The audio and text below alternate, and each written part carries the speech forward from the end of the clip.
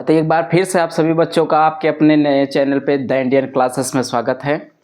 तो आज का एक देखिएगा विशेष लेक्चर रहने वाला है क्लास 10th और 12th लेवल के लिए भी, जो कि एग्जाम्स के दृष्टि से महत्वपूर्ण टॉपिक भी होता है और जिससे हम आज उसके बारे में चर्चा करेंगे।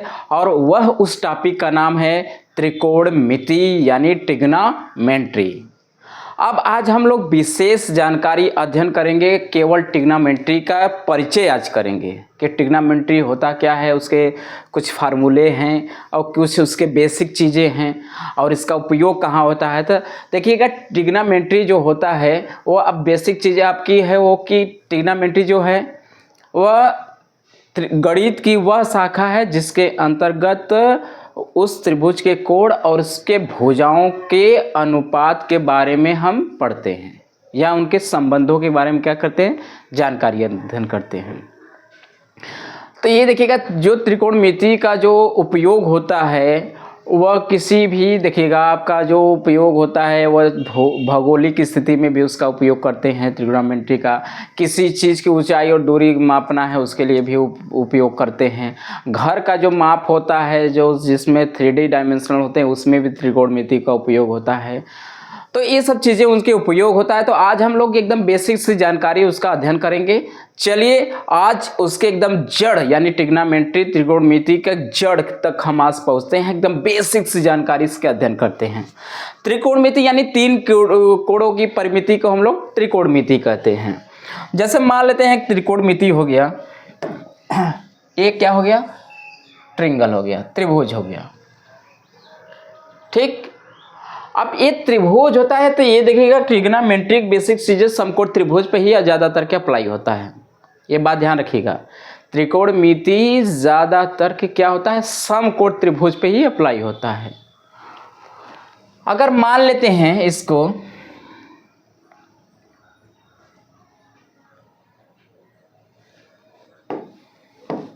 अगर मान लें ये त्रिभुज है, ए है, ए बी है और ये क्या है, सी है। तो देखिएगा त्रिभुज को जो सबसे बड़ी यानी समकोण के सामने वाली भुजा क्या होती है जी, कर्ण होती है, कर्ण।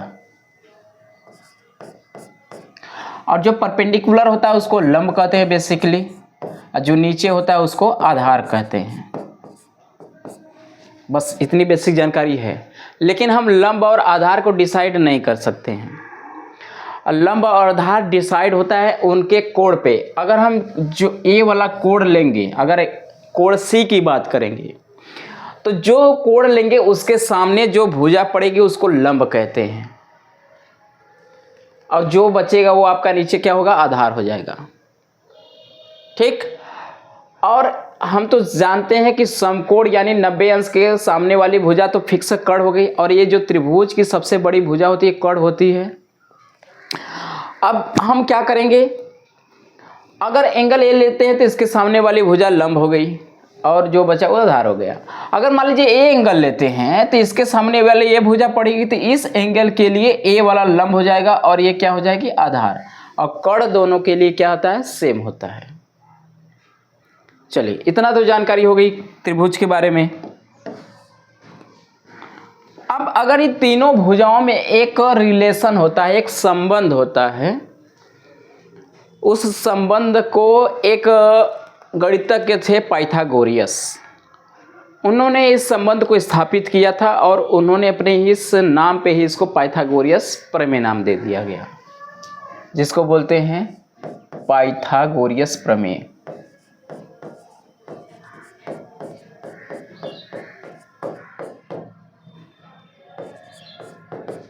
पाइथागोरियस प्रमेय। ये होता क्या है, ये होता है किसी भुजा का जो कर्ण होता है यानी कर्ण का स्क्वायर। कर्ण का स्क्वायर बराबर होता है लंब का स्क्वायर और प्लस में क्या होता है, आधार का स्क्वायर, ठीक। यही होता है तीनों भुजाओं में संबंध। त्रिभुज के तीनों भुजाओं में यही आपका क्या है, संबंध है,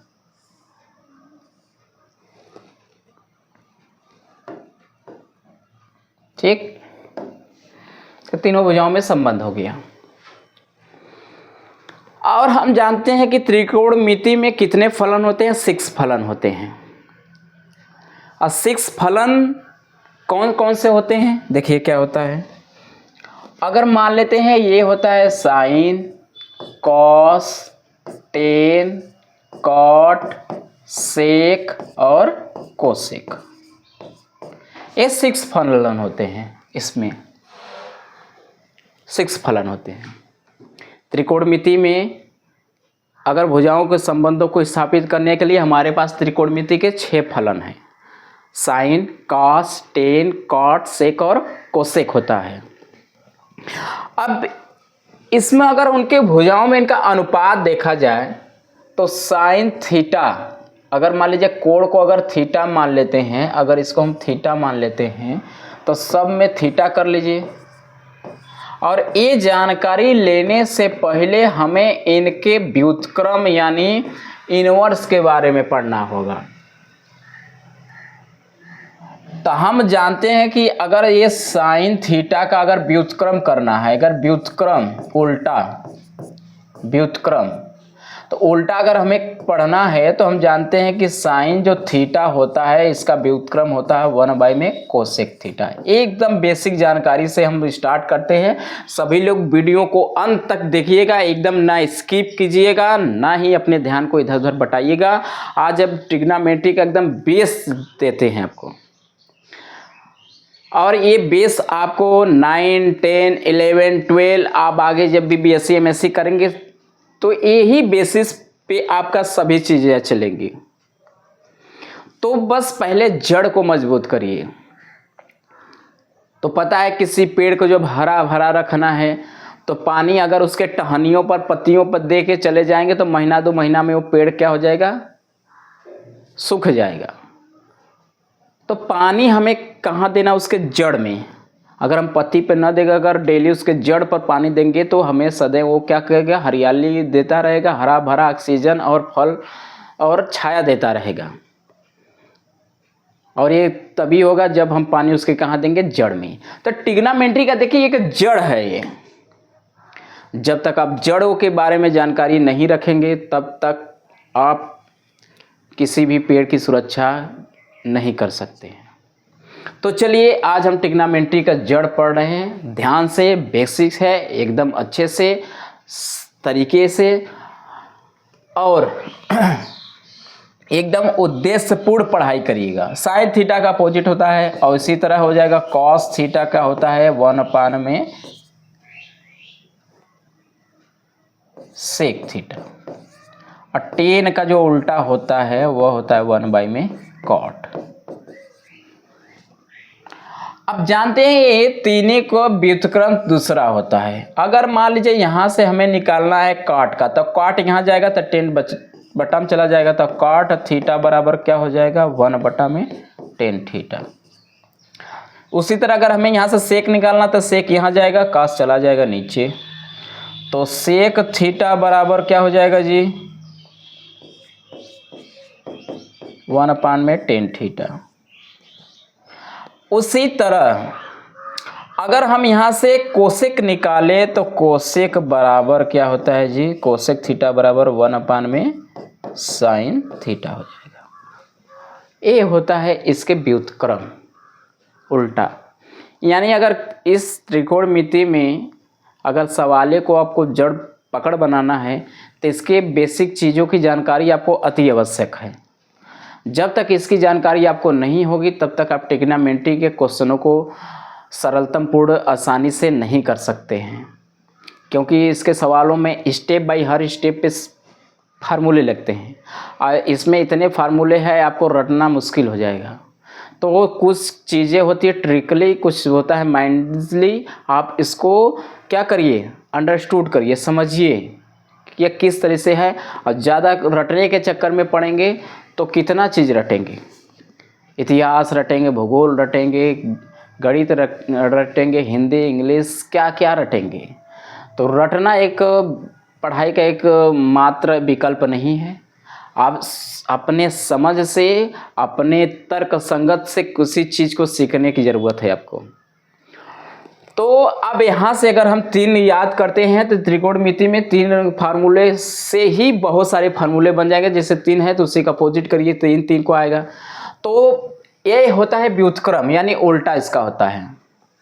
ठीक है,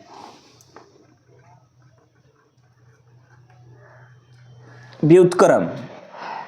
चलिए, अब व्युत्क्रम हो गया तो यहाँ से अगर इनके भुजाओं में अगर इनके कोणों और भुजाओं में संबंध स्थापित करें तब क्या होगा। और इसके लिए आपके पास एक ट्रिक होता है लाल बटा में कक्का, जिसको कहते हैं, प्रचलन में बहुत है। लाल बटा कक्का मतलब होता है ए लंब है, एक कर्ण है, यल लंब है और के क्या है, कर्ण है, और ये आधार है। तो लाल बटा में क्या हो गया, कक्का। तो पहले लिए देखिएगा, ये साइन के लिए है, कॉस के लिए है, टेन के लिए है। अगर टेन को चलेंगे तो नीचे से, अगर काट के लिए चलेंगे तो नीचे से चलेंगे, काट सेक और एक कोसेक हो जाएगा। मतलब 3 के लिए ऊपर से चलेंगे और 3 के लिए नीचे से चलेंगे। तो इसको देखिएगा कैसे, बस 3 को याद कर लीजिए, ऑटोमेटिक उसी का व्युत्क्रम 3 होता है। तो साइन का होता है लंब बटा में क्या हो जाएगा जी, कर्ण। लिख लीजिएगा लंब बटा में कर्ण। और कास का क्या होता है जी, आधार बटा में कर्ण। ए क्या है, आधार, के क्या है, कर्ण। तो हो जाएगा आधार बटा में कर्ण। ये हो जाएगा लंब बटा में कर्ण, तो लंब बटा में कर्ण। और ये हो जाएगा आधार बटा में कर्ण, आधार बटा में कर्ण। ठीक, 10 होता है। अब देखिएगा 10 क्या होता है, लंब बटा आधार। ये हो जाएगा लंब बटा में आधार, ये हो जाएगा लंब बटा में आधार। चलिए, अब जानते हैं कि देखिएगा ये 3 जो होते हैं, इन्हीं तीनों का अपोजिट ये हो जाएंगे 3। अगर हम 10 को उलट दे तो क्या बन जाएगा, काट। तो 10 लंब बटा आधार है, तो एक कर्ण हो जाएगा आधार बटा में लंब। ये हो जाएगा आधार बटा में लंब, बन जाएगा आपका काट। फिर कॉस को उलट देंगे तो सेक मिल जाएगा। तो यानी सेक को निकालना है तो कॉस को उल्टा कर देना, तो कर्ण बटा में क्या हो जाएगा, आधार। तो हो जाएगा कर्ण बटा में आधार, कर्ण बटा में आधार। इसी तरह कोसेक निकालना है तो क्या हो जाएगा, साइन को उल्टा कर देंगे तो लंब बटा कर्ण होता है, तो यहाँ हो जाएगा कर्ण बटा में लंब। ये हो जाएगा कर्ण बटा में लंब। ठीक, ये होता है किसी त्रिकोणमिति में साइन के भुजाओं और कोणों में संबंध। आप ये बेसिक जानकारी आप एकदम व्यवस्थित रखिएगा। और कुछ इसमें ट्रिक होते हैं कि जैसे अगर हम मान लेते हैं, अगर किसी भी फंक्शन के अगर उसी के व्युत्क्रम से अगर हम गुणा करते हैं तो उसकी वैल्यू देती है 1। जैसे इसको नोट कर लीजिएगा आप, इतना हो गया। अगर देखिएगा, अगर मान लेते हैं किसी भी फंक्शन का, अब ये इतने देखिएगा बेसिक फार्मूले हो गए, इतना तो बेसिकली फार्मूले हो गए। अब इसमें और कुछ ऐसे फार्मूले हैं जिनका हम प्रूफ भी करेंगे भी, लेकिन आपका इस समय एग्जाम चल रहा है तो पहले आपको एकदम अच्छी तरह पढ़ाने के बाद इसके पास अगला वीडियो जो आएगा उसके बाद हम सभी फार्मूलों का प्रूफ आपको देंगे।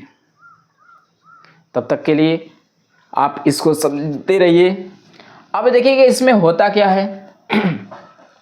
अगर हम जानते हैं कि अगर आइडेंटिटी का मतलब होता है 1, 2-3 चीज़ों में आपका 1 होता है। जैसे एक फार्मूला आपके पास है बेसिकली और जनरल या चर्चित फार्मूला है, sine square theta plus cos square theta equal to होता है 1।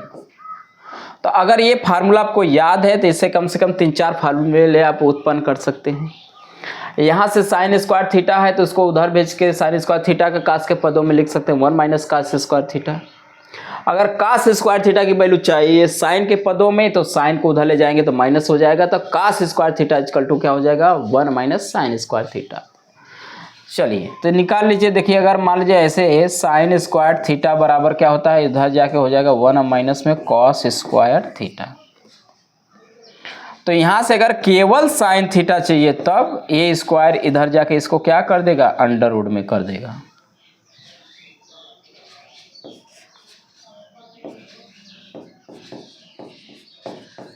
ठीक है। अगर हम मान लेते हैं यहां से हमें कॉस स्क्वायर थीटा की वैल्यू चाहिए, तब कॉस स्क्वायर थीटा चाहिए तो साइन को उधर भेजेंगे तो इधर प्लस है तो इधर जाके क्या हो जाएगा, माइनस हो जाएगा। अगर केवल कॉस थीटा चाहिए तब ये स्क्वायर इधर जाके इसको क्या कर देगा, रूट में कर देगा।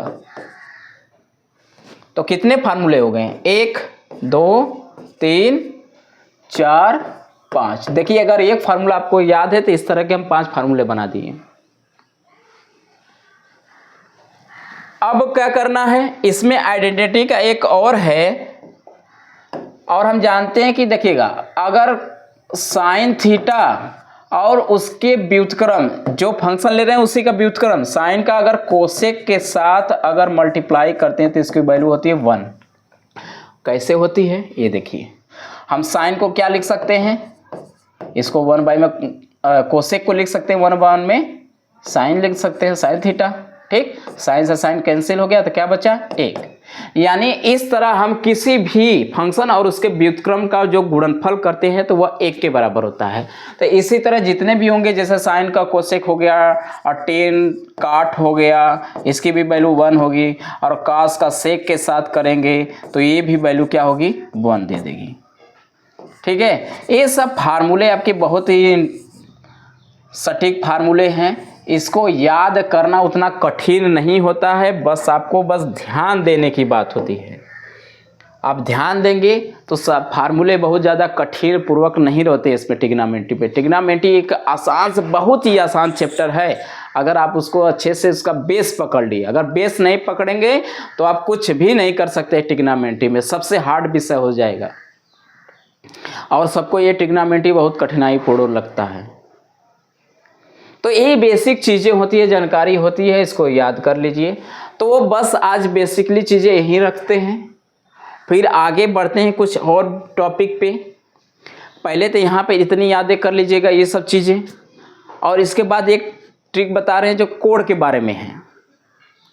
वो कोण के बारे में, जैसे चतुर्थांश में sine 90 minus theta plus cos theta क्या होता है, ये सब चीज़ें होती हैं, तो उसको आज हम अध्ययन करा दे रहे हैं इसको। और आज ये त्रिकोणमिति भुजाओं और कोण में संबंध स्थापित कर दिए, जितने भी संबंध संभवतः संबंध होते हैं सबने स्थापित कर दिया। अब इसके चलेंगे आगे, कोणों के बारे में पढ़ेंगे। तो ये चीज़ बहुत ध्यान से सुनिएगा, जो अगला टॉपिक है बहुत इंपॉर्टेंट रहने वाला है।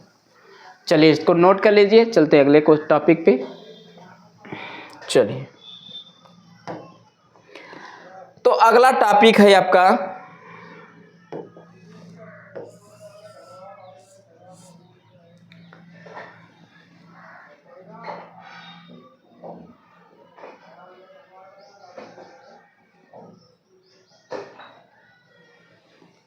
चलिए करते हैं।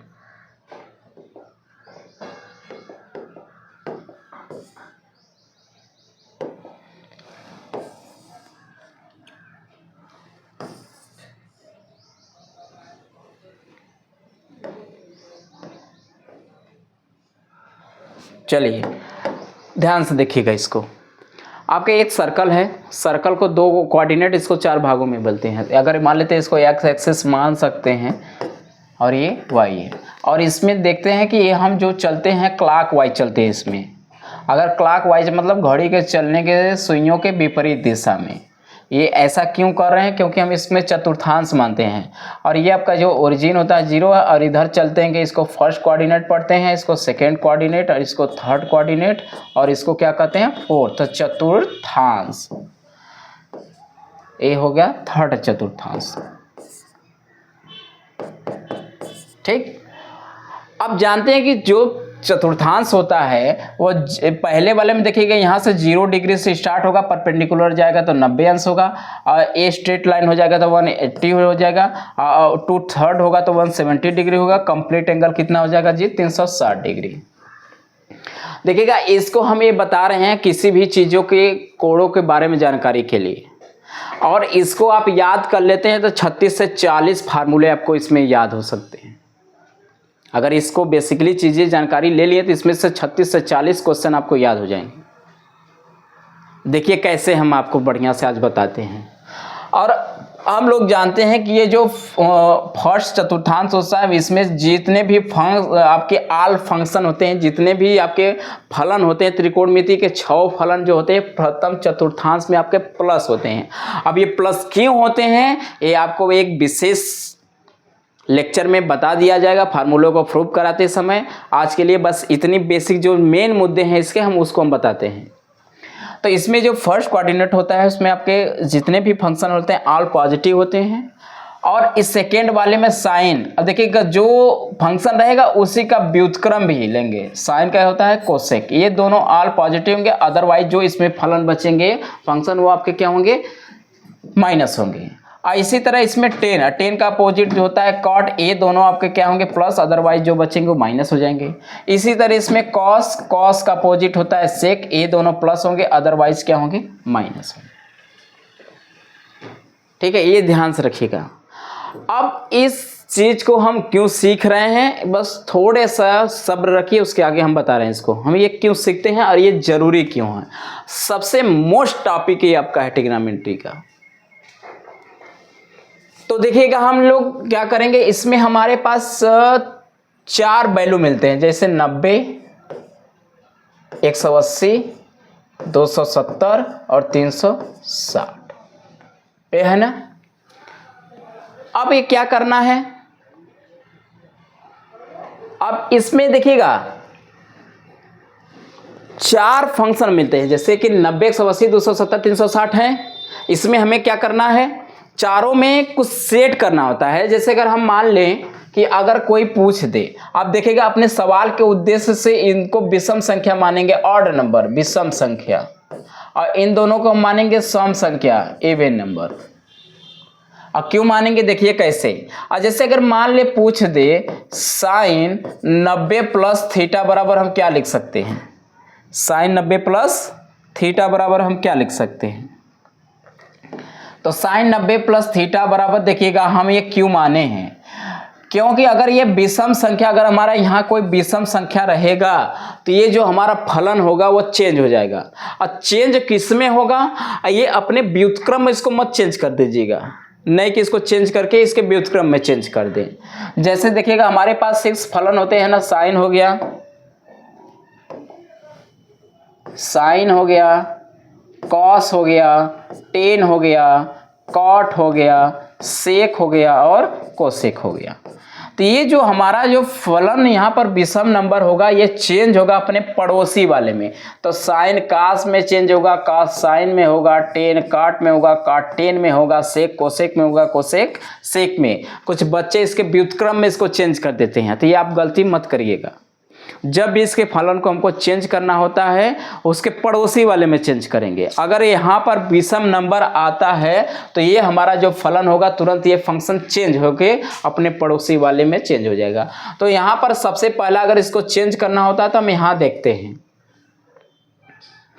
तो यहाँ अगर विषम संख्या है तो ये साइन किस में चेंज हो जाएगा जी, कॉस में। तो ये हो जाएगा कॉस, और थीटा की जगह जो वैल्यू रहेगी वो इतना करेंगे। इतना करने के बाद ये चतुर्थांश में अपने चेक करते हैं कि ये किस चतुर्थांश में पड़ेगा, उस चतुर्थांश में यह प्लस है कि माइनस है। तो हम देख पा रहे हैं कि हम जानते हैं कि प्रथम चतुर्थांश में जो वैल्यू होगी वो 0 से 90 के लगभग होगी, 0 से 90 तक होगी। तो 0 से 90 तक यानी 0 से बड़ा होगा लेकिन 90 से क्या होगा, छोटा होगा। तो ये प्रथम चतुर्थांश में एग्जिट करेगा। और दूसरे वाले में अगर ये 90 यानी 91 से लेकर 189 तक दूसरे वाले में रहेंगे, और 181 से लेकर 269 तक क्या रहेंगे, थर्ड वाले में रहेंगे, और 269 से लेकर 360 तक के क्या होंगे, फोर्थ चतुर्थांश में कोड एग्जिट करेंगे। तो ये सब चीज़ें देखने के अब ये 90 प्लस थीटा हो रहा है। इसका मतलब है अगर यहाँ थीटा की जगह एक अंश भी इंक्रीज करते हैं या रखते हैं तो तुरंत ये प्रथम चतुर्थांश से डाककर कहाँ चला जाएगा, सेकेंड चतुर्थांश में। और हम जानते हैं कि सेकेंड चतुर्थांश में ये जो साइन होता है वह प्लस होता है, इसलिए यहाँ पर प्लस का साइन लगाते नहीं है।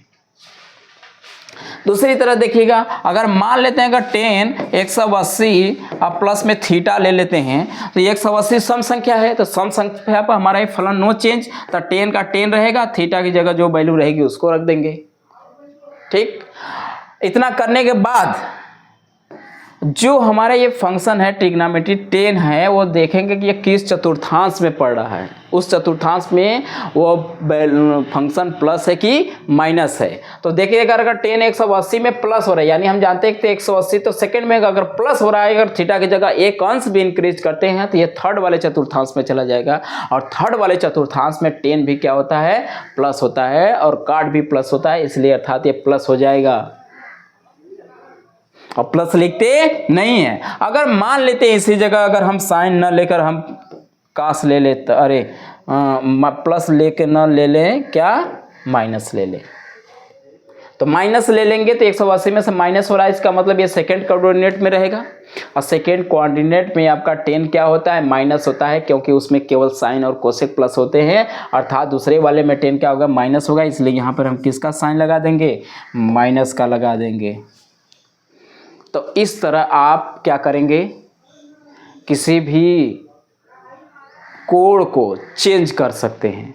अब ये चेंज करना हम क्यों बता रहे हैं, जैसे मान लेते हैं आपको देखिएगा 0 से लेकर 90 तक आपको कोड को याद करना है, उसके बाद आपको जितना भी कोड पूछेगा आप इस ट्रिक द्वारा आप आसानी से उसको हल कर सकते हैं। केवल आपको याद करना है 0, 30, 45, 60 और 90 अंश के कोड़ों को याद करना है। उसके बाद अगर इस चतुर्थांश को आप समझ जाते हैं तो इसके ऊपर अगर कई हजारों में कोड़ों का अंश अगर का मान पूछता है तो आप आसानी से उसको इस तरह निकाल सकते हैं। जैसे एक छोटा सा हम उदाहरण दिखा देते हैं। जैसे मान लेते हैं यहाँ पर आपका अगर साइन 120 अंश का मान पूछ दे, साइन 120 अंश का मान पूछ दे, तो हम तो कहें कि 90 तक तो याद करना है, 90 तक तो याद करना है। और उसके बाद अगर साइन 120 अंश का पूछ रहा है तो हम क्या करेंगे इसमें, अब देखिए इसको सेट करते हैं, इस कोड को हम सेट करते हैं। और सेट करने का सबसे सही तरीका होता है कि यह किस, क्योंकि सेट तो हम 4 पदों में कर सकते हैं, 90, 180, 270, 360 पे कर सकते हैं, लेकिन सबसे सटीक तरीका है कि ये वह जो कोड है वह किस कोड के सबसे नियरेस्ट है, नज़दीक है, उसी पर इसको सेट कर सकते हैं। तो देख पा रहे हैं कि अगर 120 को हम सेट करना चाहते हैं तो 90 पर भी सेट कर सकते हैं, 180 पर भी सेट कर सकते हैं। अगर 180 पर सेट करेंगे तो उसमें माइनस करना होगा, अगर 90 पर सेट कर रहे हैं तो उसमें प्लस करना होगा। तो हम 90 पर, ये ज़्यादातर कि 90 के नज़दीक है तो इसको 90 पर सेट कर लेते हैं। तो साइन लिख सकते हैं 90 प्लस में 30 अंश, 9 और 30 भर के 120 हो जाएगा, यानी कोड में कोई अंतर आया नहीं। आप जानते हैं यहाँ विषम संख्या हो गया, विषम संख्या पे फलन चेंज होगा, साइन किस में चेंज होगा, कॉस में अपने पड़ोसी में, और थीटा की जगह जो रहेगा उसको रख देंगे। फिर उसके बाद देखेंगे ये किस चतुर्थांश में पड़ रहा है और उस चतुर्थांश में ये प्लस है कि माइनस है। तो हम देख पा रहे हैं 90 में 30 हो रहा है, यानी 90 से प्लस हो रहा है, यानी सेकंड कोऑर्डिनेट में जाएगा। सेकंड कोऑर्डिनेट में भी आपका ये साइन फलन क्या होता है, प्लस होता है, अर्थात इसके साइनों में चेंज हम नहीं करेंगे, तो यानी जो साइन 120 अंश का मान होगा वही cos 30 अंश का मान होगा, क्योंकि ये कोड जो होते हैं एक समय सीमा के बाद अपने वैल्यू को दोहराते हैं, रिपीट करते हैं। ये बात ध्यान रखिएगा और इस टॉपिक को एकदम बढ़िया से तैयार रखिएगा। और इस तरह के महत्वपूर्ण जानकारी के लिए हमारे चैनल को सब्सक्राइब करिए, सपोर्ट करिए, शेयर करिए और लगातार इस वीडियो पर बने रहिएगा। आज के लिए इस सेशन को इतना ही रखते हैं, फिर मिलेंगे अपने अगले एक टॉपिक जो कोड़ों के रिलेट में, हमको कोड़ों को भी याद नहीं करना होगा और उसको हम अच्छे से अध्ययन करा देंगे। जैसे हम यहाँ से बताएं कि अगर 90 तक याद करना है, उसके बाद उसके आगे का हम इस चतुर्थांश की मदद से कर लेंगे, लेकिन उसके जो 90 तक है उसको भी आपको याद नहीं करने देंगे हम, उसके लिए भी हम एक ट्रिक रखे हैं। उस ट्रिक के लिए हमारे अगले वीडियो को जरूर देखिएगा। तब तक के लिए सभी लोगों को धन्यवाद।